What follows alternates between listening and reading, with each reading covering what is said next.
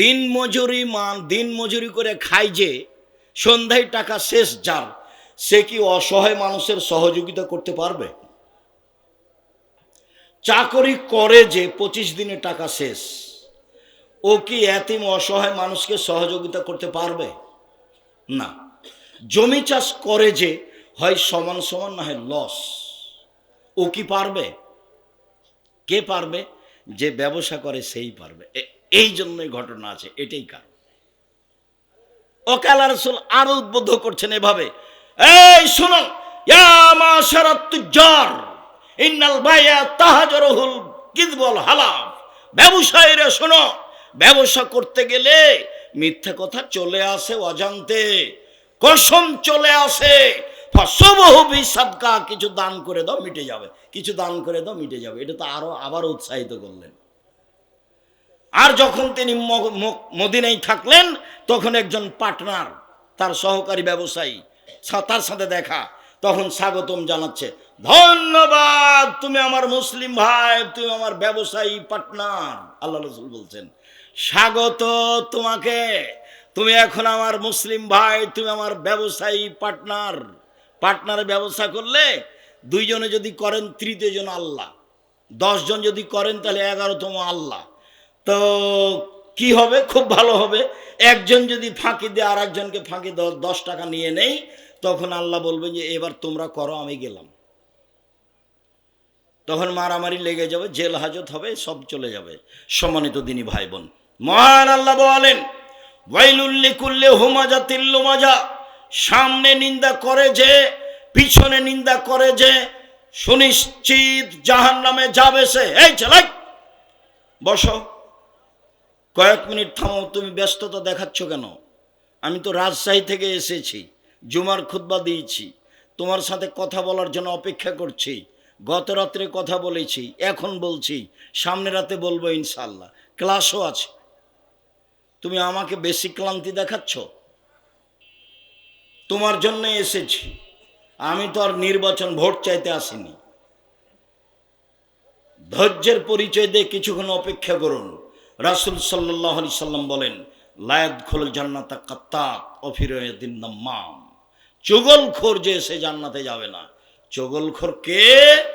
এইখানে এক কথা বলে, ওইখানে এক কথা বলে, এর বদনাম ওখানে করে, ওর বদনাম এখানে করে, ও জান্নাতে যাবে না। বদনামের ফলাফল জাহান্নাম। আবু হুরায়রা রাদিয়াল্লাহু তাআলা আনহু বলেন, রাসূল সাল্লাল্লাহু আলাইহি সাল্লাম বলেছেন, তাজদুনা শাররান নাসে ইয়াউমাল কিয়ামা আল্লাযী ইয়াতি বিহাওলায় ওয়া ইয়াতি বিহাওলায়। পৃথিবীর মানুষ শুনে রেখো, বিচারের মাঠে সবচেয়ে নিকৃষ্ট মানুষ হবে বদনামকারী, পরনিন্দা করে যে, এখানে এক কথা বলে, ওইখানে এক কথা বলে। চোর খারাপ, জেনাকার খারাপ, সুদখোর খারাপ, তবে সবচেয়ে বিচারের মাঠে সবচেয়ে খারাপ মানুষ নয়। বিচারের মাঠে সবচেয়ে খারাপ মানুষ হবে যে মানুষের বদনাম করে। শুনুন, রাসূল সাল্লাল্লাহু আলাইহি সাল্লাম বলেন, মান কানা জাওয়াজাইনে ফি দুনিয়া কানা লাহু লিসানানে মিন নার ইয়াউমাল কিয়ামা। যারা মানুষের বদনাম করে, তার মুখে বিচারের মাঠে 2টা আগুনের জিহ্বা হবে, 2টা। এখন তো মাশাআল্লাহ ছোট ছোট স্কুল হয়েছে, হেড মানে মাথা আর হ্যান্ড মানে হাত দিয়ে বলছে আমার ছেলে ইংরেজি জানে। ওর মা ওদেরকে নিয়ে যাচ্ছে, যে 8 জন 10 জন 20 জন 50 জন ছেলের মা এক জায়গাতে বসে কি না বদনাম করছে। ও তো মহিলা মানুষ, মাস্টার ডিগ্রি পাস করলে কি হবে, ওর বুদ্ধি নাই, কথা আল্লাহ নবী বলছে। ও দেশ চালালে কি হবে, ওর বুদ্ধি নাই, কথা কে বলেছেন? মুহাম্মদ সাল্লাল্লাহু আলাইহি সাল্লাম বলেছেন। বদনাম গীবাত কি জিনিস ও ভাবা প্রয়োজন মনে করে না। হাতে একটা ভ্যানিটি ব্যাগ আছে, হ্যাঁ হ্যাঁ হ্যাঁ করে আর গল্প করে আর বসে থাকে। ওর কাছে লজ্জা আছে, ওর কাছে শরম আছে, ওর কাছে ঈমান আছে, ওর কাছে হায়া আছে, ওর স্বামী আছে, ওর দেবর আছে, ওর ভাসুর আছে, ওর বাপ আছে, ওর শ্বশুর আছে, ওর কেউ নেই। এমনি ঘুরে থাকে দুনিয়াতে, যাচ্ছে আসছে এভাবে। কেন হবে? কেন হবে? কি পেয়েছেন আপনি? পশু প্রাণীর মতো জীবন কেন? বুঝেও বুঝে না ওরা, অন্তর আছে বুঝে না, দেখেও দেখে না ওরা, চক্ষু আছে দেখে না, শুনেও শুনে না ওরা, কান আছে শোনে না। উলাইকা কাল আনাম, তারা পশু প্রাণীর মতো, তারা গরু ছাগলের মতো, তারা কুকুর শ্রেণীর মতো, বালু মাজাল বরং তার চেয়ে খারাপ। আপনার জীবন কুকুর শ্রীগালের চেয়েও খারাপ। আমি তো বলি যে রাসূল সাল্লাল্লাহু আলাইহি ওয়াসাল্লাম বলেছেন সমাজের দায়িত্ব পালন করবে লোকা ইবনে লোকা। তখন আমি তর্জমা করছি এইভাবে, অধমের সন্তান অধম মানে ইতর শ্রেণীর সন্তান ইতর শ্রেণীর মানুষের দায়িত্ব পালন করবে।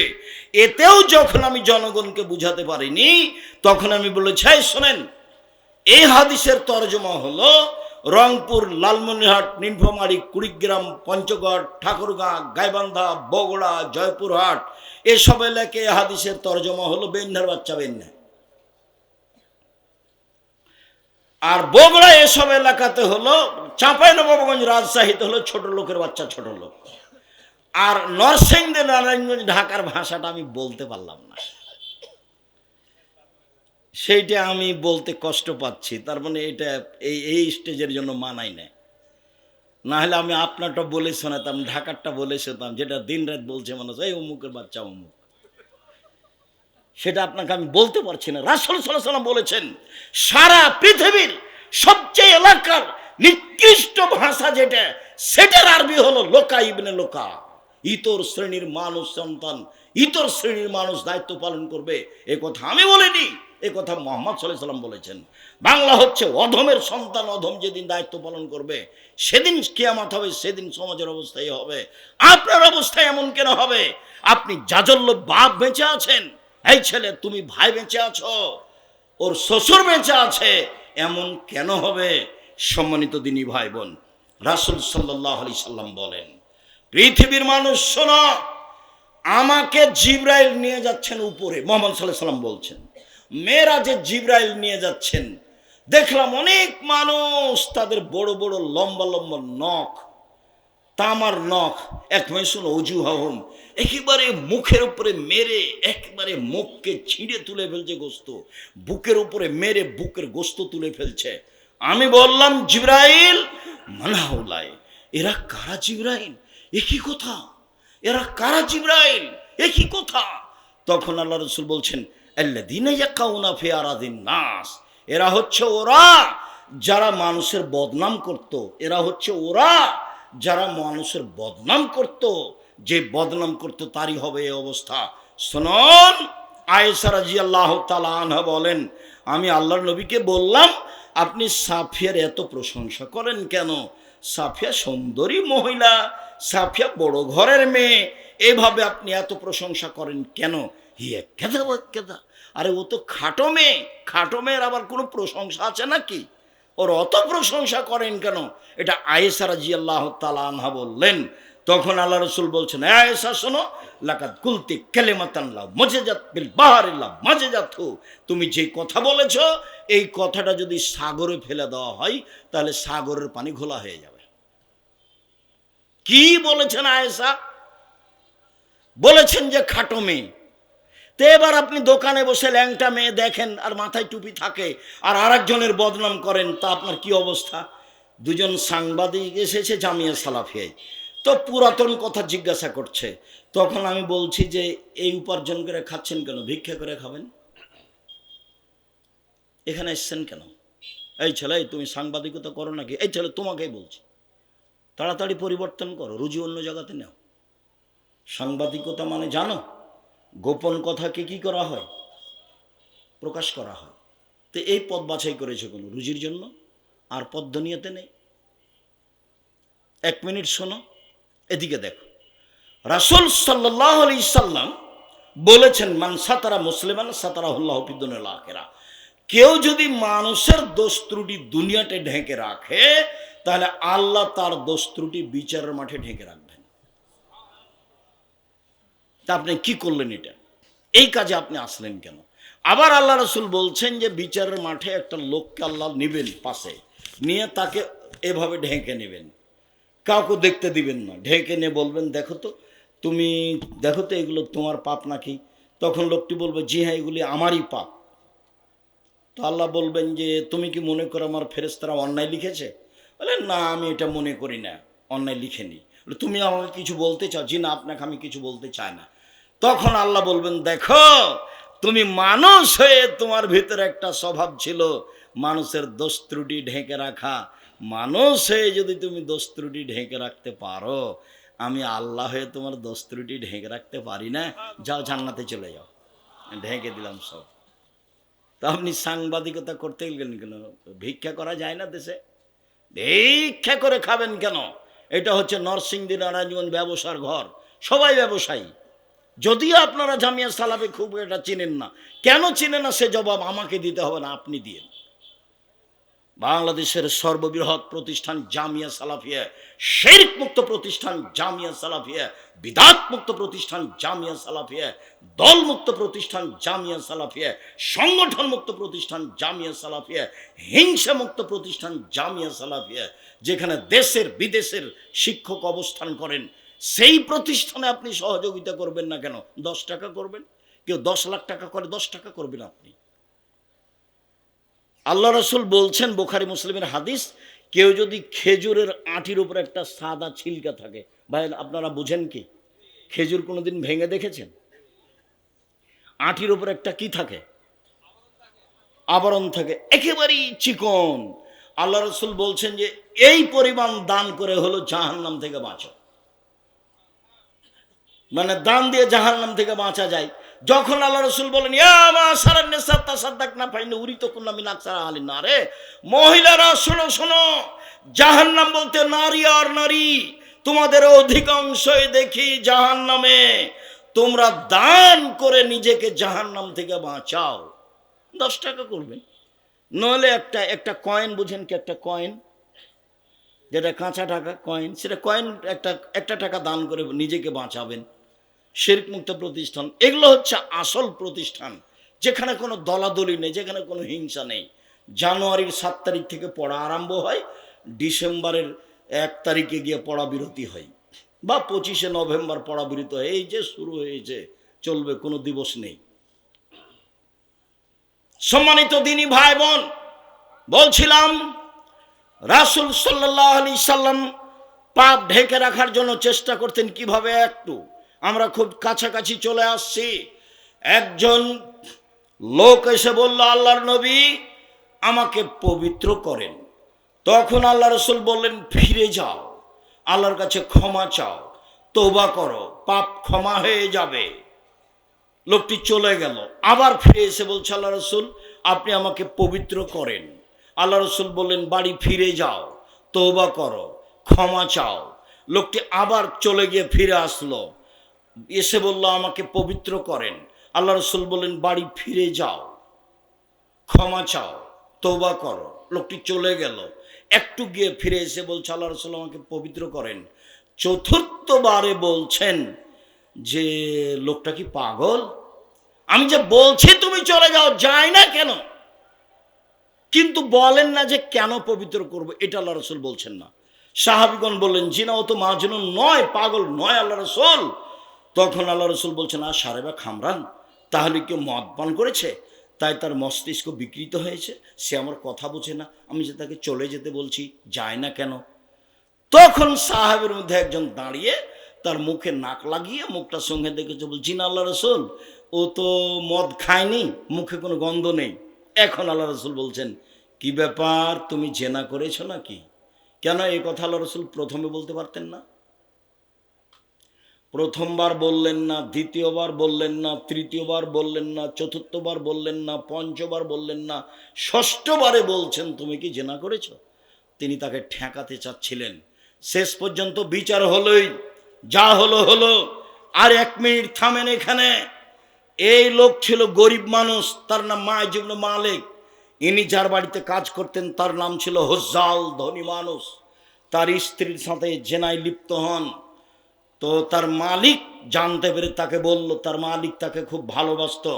তার মালিক বলল, দেখো মাইজ, ঘটনা যখন ঘটেই গেছে, রাসূলের কাছে যাও, গিয়ে বিষয়টি বলো। তাই রাসূলের কাছে এসে বারবার বলছে, আমার বিচার করে দেন। মালিকের পরামর্শে এসেছে, শেষ পর্যন্ত রক্ষা হলো না। বিচার হয়েই গেল। কোনো একদিন আল্লাহ রাসূলের সাথে হজ্জালের দেখা মুখামুখি। হজ্জাল হলো মাইজ ইবনে মালিকের মালিক, যার শেষ পর্যন্ত ইট ঢেল পাথরে বিচার হয়ে গেল। আর ইনি হচ্ছেন মুহাম্মদ সাল্লাল্লাহু আলাইহি ওয়াসাল্লাম। মুখামুখি দেখা হলে আল্লাহ রাসূল বলছেন, হজ্জাল লাউ সাতারতা খাবারা মাইজ ইবনে মালিক লাকুনতা খায়রান কাসীর। হজ্জাল, তুমি যদি মাইজ ইবনে মালিকের পাপটা ঢেকে রাখতে, তুমি যদি তাকে আমার কাছে না পাঠাতে, তাহলে যে কত ভালো হতো। হজ্জাল, তুমি আমার কাছে কেন তাকে পাঠালে? আমি চেষ্টা করেছি ঢেকে রাখার, 1 বার 2 বার 3 বার 4 বার 5 বার 6 বারের বারে আমি শাস্তি দিয়েছি, আমি ঢেকে রাখতে পারিনি। কিন্তু তুমি যদি আমার কাছে না পাঠাতে, তুমি যদি পাপটা ঢেকে দিতে, তাহলে যে কত ভালো হতো। এই বুখারী মুসলিমের হাদিস দিয়ে আপনাকে আমি কি দেখালাম? আপনাকে দেখালাম যে মুহাম্মদ সাল্লাল্লাহু আলাইহি ওয়াসাল্লাম মানুষের পাপকে ঢেকে রাখার ব্যাপারে চেষ্টা করতেন। বুঝাতে পারিনি মনে হয়। কথা কি বোঝা গেছে যারা আপনারা স্টেজে আছেন? আল্লাহ রাসূল মানুষের পাপকে ঢেকে রাখার চেষ্টা করেছেন, এবং মালিকের সাথে দেখা হলে এইভাবে তিনি দুঃখ প্রকাশ করলেন। আর আজকে তোমার স্বভাব কত খারাপ, তুমি দোকানে বসো মানুষের বদনাম করার জন্য। আমি তো আপনাকে বলেছি 4টা কাজ করবেন: 5 ওয়াক্ত সালাত, হালাল রুজি, কোরআন তেলাওয়াত, আড্ডা পিটা হারাম। যেইভাবে আড্ডা পিটা সময় কাটাচ্ছেন, তাতে তো এখন ভূমিকম্প হবেই। রাসূল সাল্লাল্লাহু আলাইহি ওয়াসাল্লাম বলছেন, 3টি পাপের কারণে 3টা বিপদ নেমে আসে। 3টা পাপের কারণে 3টা বিপদ নেমে আসে। 3টি পাপের কারণে 3টি বিপদ নেমে আসে। 1, ভূমিকম্প হবে। 2, আকার আকৃতি পরিবর্তন হবে। সন্ধ্যায় ছিল মানুষ, সকালে হবে সুর বানর। সন্ধ্যায় ছিল মানুষ, সকালে হবে শুকুর বানর। একবারে নগদ সোর হয়ে যাবে, নগদ বানর হয়ে যাবে, রাতে রাতে হয়ে যাবে। 3, সমস্যা নেমে আসবে। মসজিদে মাদ্রাসাতে যেখানে সেখানে মারামারি, সমস্যা নেমে আসবে। পাপ এজা সারিবুল খমরা, যখন নেশাদার দ্রব্য পান করবে, বিড়ি তামাক জর্দা সিগারেট গুল নেশাদার দ্রব্য যখন খাবে, তখন এই 3টা বিপদ নেমে আসবে। 2, সাহারাতিল কায়নাত, মেয়েরা যখন নাচবে। তো সব মোবাইলে মেয়ে নাচে, সব দোকানে মেয়ে নাচে, সব বাড়িতে মেয়ে নাচে, তো গজব তো হবেই, ভূমিকম্প তো হবেই। আর তুমি বোকা ছেলে, তুমি বুঝো না। তোমার মা ওখানে বড় মোবাইলে ল্যাংটা মেয়ে দেখে, তোমার বোন ওই ঘরে দেখে, তুমি এখানে দেখো, তোমার মা ওই ঘরে দেখে। তাহলে গোটা বাড়িটা জেনাই সয়লাব, জেনার বন্যা। গোটা বাড়িটা জেনার বন্যা। সবার হাতে বড় মোবাইল, সবার হাতে কি? বড় মোবাইল। যার হাতে বড় মোবাইল আছে সে ভালোভাবে জানে জেনা কি জিনিস। আইলানে তাজনানে জেনা হমান নাজর, 2 চোখের জেনা হচ্ছে চোখ দিয়ে দেখা। অল ওজনার জেনা হল ইস্তেমা, 2 কানের জেনা হচ্ছে কান দিয়ে শোনা। অল ইয়াদ জেনা হাল বাদশ, হাতের জেনা হচ্ছে হাত দিয়ে ধরা। আর রিজল জেনা হাল মাসি, পায়ের জেনা হচ্ছে পা দিয়ে চলা। জেনাল কালব তাতামান্না তাস্তাহি, অন্তরের জেনা হচ্ছে পরিকল্পনা করা। জেনাল লেসানা লুৎক, জিবার জেনা হচ্ছে কথা বলা। এগুলো সব জেনার মাধ্যম। এই বাড়িটা জেনার বন্যা, জেনায় সয়লাব। তো এখন তো ভূমিকম্প হবে। যারা ববিল মাঝি, বাদ্যযন্ত্র যখন প্রকাশ পাবে, সব দোকানেই বাজনা বাজে, সব বাড়িতে বাজনা বাজে, সব মোবাইলে বাজনা বাজে। এটা তো স্বাভাবিক ব্যাপার। সম্মানিত দিনী ভাই বোন, রাসূল সাল্লাল্লাহু আলাইহি সাল্লাম যা বলেছেন তাতে মহাপাপ গীবাত, মানুষের দোষ ত্রুটি প্রকাশ করা হারাম, কাবিরা গুনাহ। মানুষের গোপন কথা কান লাগিয়ে শোনা কাবিরা গুনাহ, হারাম। রাসূল সাল্লাল্লাহু আলাইহি সাল্লাম বলেন, পৃথিবীর মানুষ শুনে রেখো, মাইয়াজমান লি মা বাইনাল লাহিয়া ওয়া বাইনার রিজলাইহা আজমাহুল জান্নাহ। তোমরা যদি 2টার জিম্মেদারি নিতে পারো, আমি মুহাম্মদ সাল্লাল্লাহু আলাইহি সাল্লাম তোমাদের জান্নাতে নিয়ে যাওয়ার জিম্মেদারি নিলাম। 1, মুখ, মুখে কারোর বদনাম গীবাত করবা না, কিভাবে জান্নাতে নিয়ে যেতে হয় সেটা আমি দেখব। 2, জেনায় লিপ্ত হবে না, কিভাবে জান্নাতে নিয়ে যেতে হয় সেটা আমি দেখব।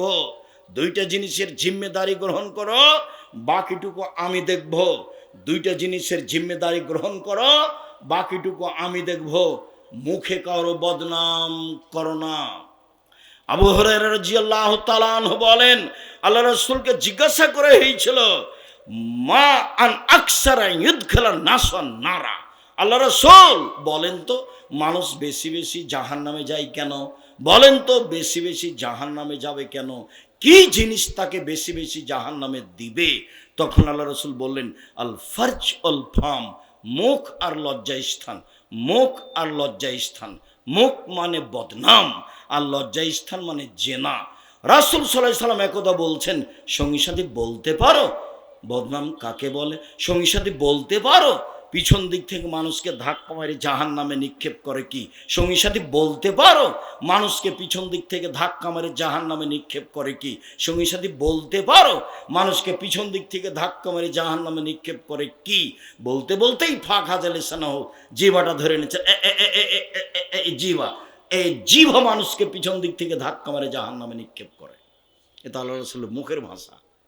কথা বলাই নিষেধ। কতদিন বলে দিলাম যে বাজারে যাবেন কিভাবে, দোকানে যাবেন, আসসালামু আলাইকুম, এই ছেলে লবণ আছে? জি আছে। মরিচ আছে? জি আছে। 1 কেজি লবণ দাও, 200 মরিচ দাও, বাস টাকা দেওয়া হয়েছে, আসসালামু আলাইকুম। এর চেয়ে বেশি দোকানে থাকার সুযোগ নেই। জাহান্নাম থেকে বাঁচার 3টা পথ, আজকের আলোচনার শেষ হাদিস। যাওয়ার পূর্বে আব্দুল্লাহর বই আছে নাকি দেখেন, নতুন বইটা বের হয়েছিল, নইলে 1000 পত্রিকার ফতোয়া আছে, যেটা আমার জীবনবাজি রেখে চেষ্টা চালিয়ে যাচ্ছি জামিয়া সালাফের বড় বড় বিদ্বান মুফতিদের নিয়ে। আর সব আলোচনা উপদেশ বই আছে, এমনি আদর্শ নারী, আদর্শ পরিবার, দুয়ার বই যেগুলো আছে সেগুলো নেবেন। বাঁচার 3টা পথ: 1, মুখ বন্ধ রেখেছে যে সে জান্নাতে চলে গেছে। 2, পাপের জন্য কাঁদে যে সে জান্নাতে যাবে। 3, জরুরি প্রয়োজন ছাড়া বাড়ির বাইরে যায় না যে সে জান্নাতে যাবে। সকল দিনই ভাই বোনকে মুখকে কন্ট্রোল রাখার আন্তরিকভাবে অনুরোধ জানিয়ে বদনাম গীবাতের মতো মানুষের সাথে জড়িত পাপ মহাপাপ থেকে বেঁচে থাকার অনুরোধ জানিয়ে আজকের মতো আলোচনা এখানেই শেষ করছি। যারা মাঠে আছেন সবাই স্টেজ থেকে বইগুলি নিয়ে যাবেন। ও মাসিকাল ইতেসাম পত্রিকা আছে, আমার পক্ষ থেকে একটা ফ্রি আছে। যে কোনো বই নিলে আমি টাকা দিয়ে কিনে নিয়েছি আপনাদের ফ্রি দেওয়ার জন্য। তা আমি সরাসরি দিতে পারিনি এই জন্য যে এটা নিয়ে ঝামেলা হবে, হুড়াহুড়ি করবে, অথবা একটা কিনলে একটা ফ্রি। আমি ফ্রি নিয়েছি আপনাদের ফ্রি দেওয়ার, কিনে নিয়েছি ফ্রি দেওয়ার জন্য। তো ফতোয়ার বইটা নেন, 1000 ফতোয়া আছে ফতোয়ার বই প্রায়। অন্যান্য বইগুলি দেখেন।